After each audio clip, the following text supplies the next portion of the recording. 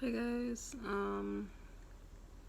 this wasn't a video that I wanted to make today, nor was it a video I thought I was gonna make today, but this morning, I was awoken with some news, and it wasn't news that I was expecting, at least not for a while. I thought maybe, sit down. I thought maybe there was going to be more time. I thought maybe I would have had time to go see this person before this happened, but evidently I didn't.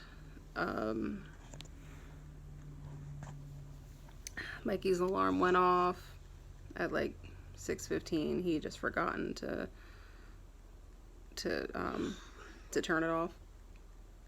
That's him in the bathroom. And I checked my phone, and I had about 15 missed calls from my father, who doesn't live here. He lives in Louisiana. I'm sure I've said that. Saying, you need to call me, you need to call me, a bunch of texts. And I saw in the shared text group that we have together, but me, him, and my mother, all I saw was the words fixed and dilated. Those were the only words that I saw. I know what that means. You know, I've been in the healthcare field long enough, so instantly I shut up, and that's when I saw all these calls that I had, and I called him and I said, what's going on? And after a bit of confusion and some yelling, because I hadn't answered the phone. I hadn't heard the phone all night because it was on vibrate. I don't have the sound up, because if something does happen, like at work or something, I don't want to wake Mikey, you know. I would just kind of sneak out of the room and go answer the phone if something was going on at work, because normally I hear the vibrate, but for whatever reason I just didn't hear it.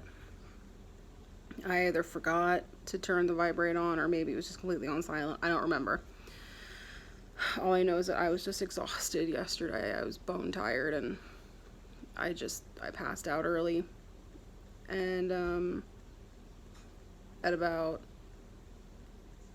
11 or 12 a.m. last night, my grandmother passed away. My father's mother. And it's not like this was news that I wasn't expecting. She was in very poor health. She had a lot of problems. She had a very, very bad heart. And she'd been in and out of the hospital for a few years now. Part of the reason why my dad relocated down there in the first place was because he could help take care of her. And she had my papa, but he's also not very well. And so I'm a little scatterbrained right now, because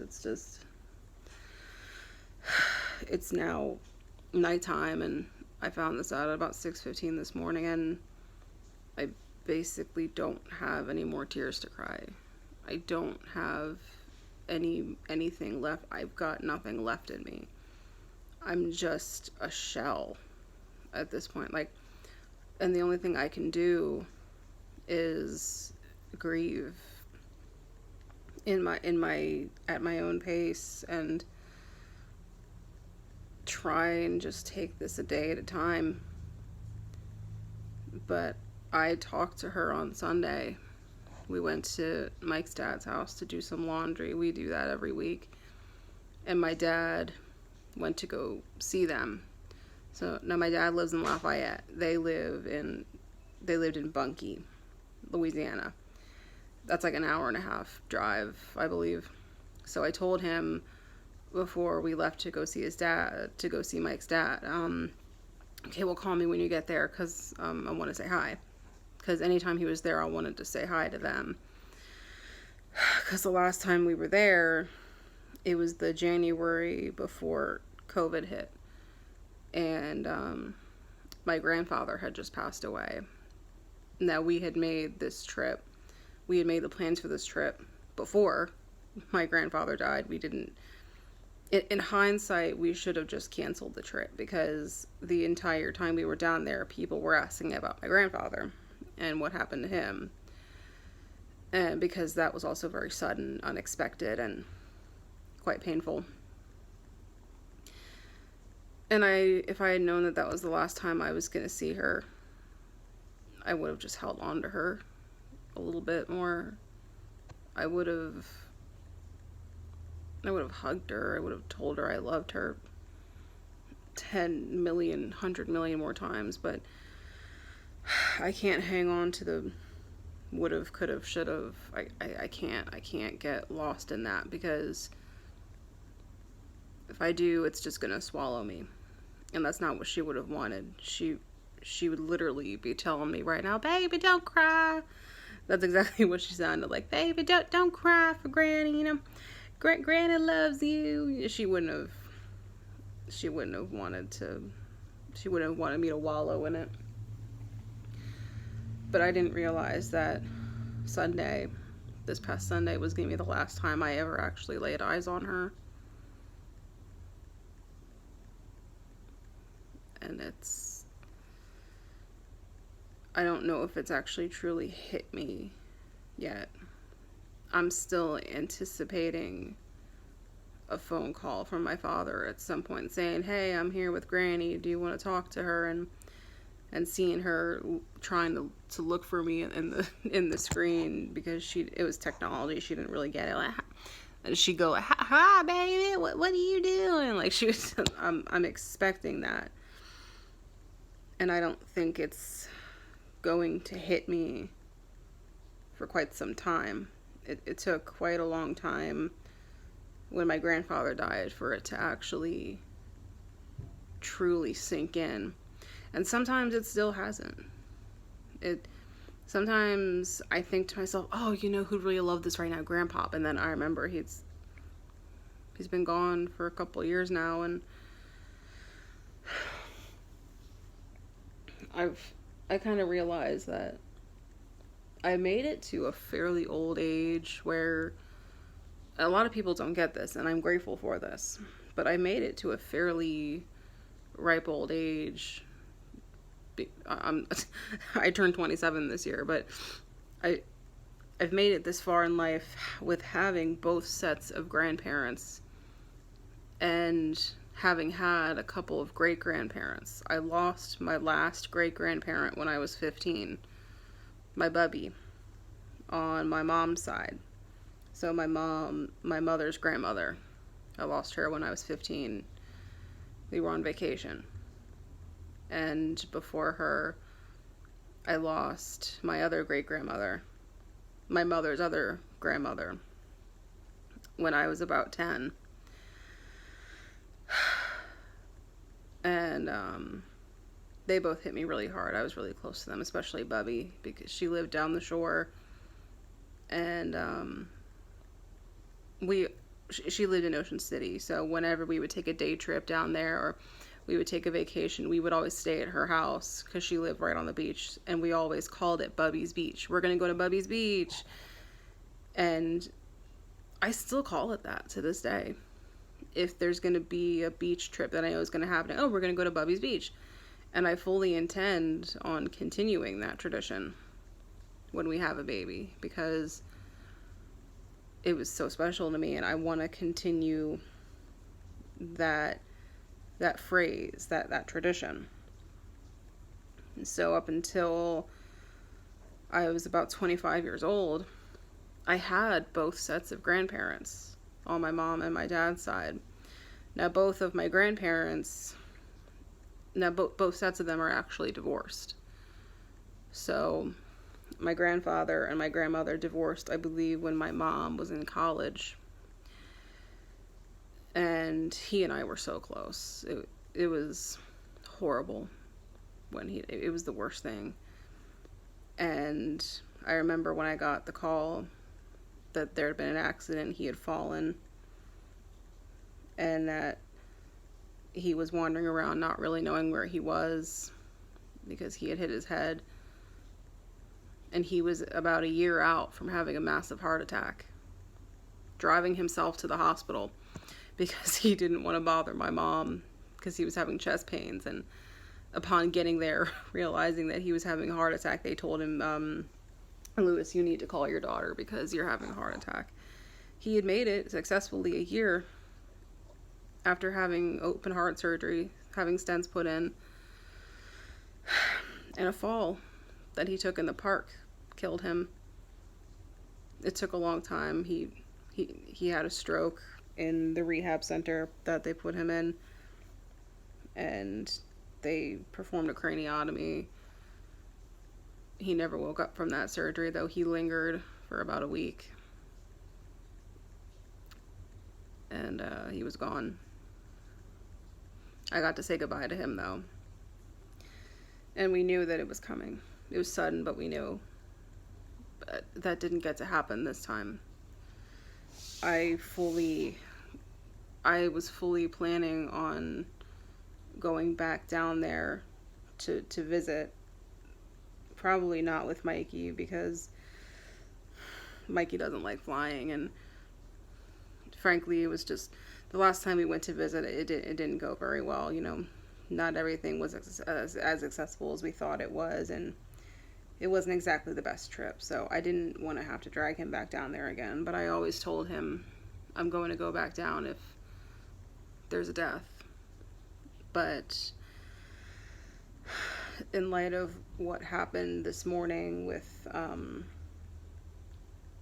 with the way the conversation happened with my father this morning, about he was angry that I hadn't answered the phone, and there was just a lot of words said, and I made the decision to not go because it's a lot of it's work related, and I can't get a flight this early, and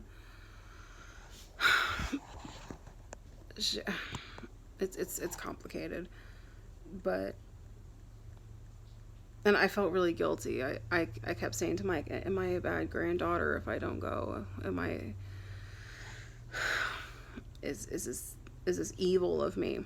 And he said no, because she knows that you love her. She knew how important she was to you. And nobody really talks about this, I don't think, but it's very hard when there is a death in your family that occurs very, very, very far away from you, because there's nothing that you can do. It's not easy to just pick up and hop on a flight in the next hour to go down there. It's not easy. You know, I have to work. I have to make sure that everything here is okay. I have to plan meals. I have to do all this. It's not easy. And so it was agreed upon that I wouldn't go, but if somebody could, you know, FaceTime or Zoom me or something so I could see it and see the viewing, then it would be appreciative. I still have to talk to someone about that, one of my cousins, but it's been hard. It's been really hard, because I've now realized that as I get older, it's not going to get any better. I'm going to lose more people. I still have my maternal grandmother, who I'm extremely close to. And I called her this morning. I'm going to start crying again. I called her this morning because I just wanted to talk to a grandmother, the only grandmother I have left. And she's like, honey, listen, I don't plan on going anywhere anytime soon. You're going to have to drag me out off of this earth. I'm not going anywhere anytime soon. You don't need to worry about that. And I laughed because it's true. If you know my nanny, then you know that nothing is really going to stop her from staying here. If she wants to stay here with her grandbabies, she's going to stay here with her grandbabies come hell or high water. But I've realized now that I need to prepare myself for the losses that are inevitably going to come my way as I get older, because I went a very, very long time with having them, but I'm approaching my 30s now, and the reality is there are some who I will lose before they get to see major milestones. Like, I wanted my grandfather to see me get married. I wanted him to see us have a baby. I wanted Granny to see all of that from afar, even if it would have been from afar, because she was very sick and getting on a plane would have just been too difficult. But I have to come to terms with that. I have to accept that. But I also can't live in the future. I have to take them for what they are now and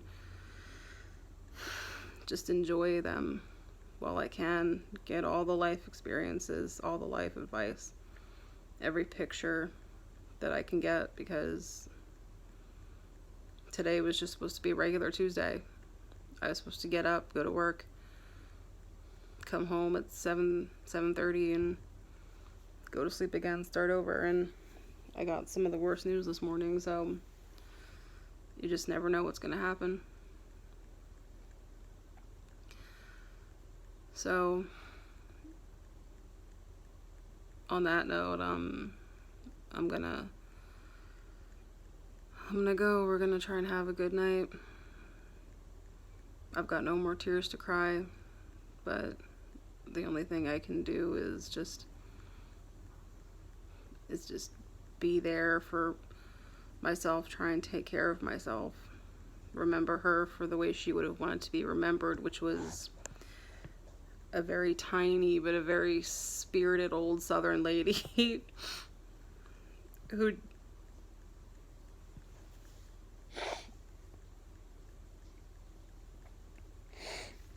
just to be remembered as Miss Joyce. And she loved everybody. She didn't have a bad bone in her body.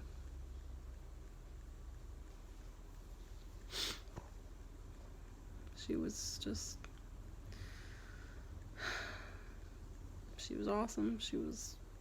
I literally cannot come up with any other adjectives to describe her, because she was just so amazing.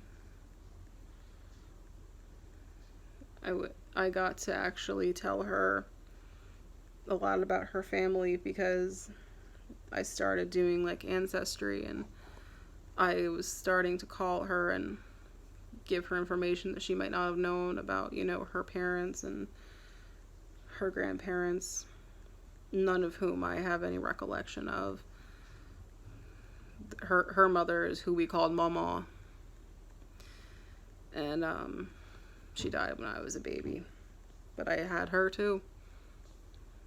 I went through life having multiple sets of grandparents, great-grandparents, and if you have memories of those people, even if they're like the scantest, tiniest memories, they're still so important, because these people are here one day, and then one day they just won't be, and it's really important to hold on to those memories. I have mementos of every single grandparent, great-grandparent I've ever lost. I have my great-grandmother's jewelry box, which is broken. I'm sure I can fix it one day. I have my grandfather's class ring, and I wear it all the time. It's actually who this tattoo is for.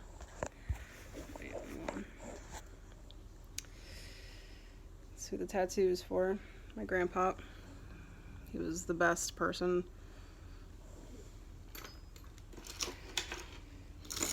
And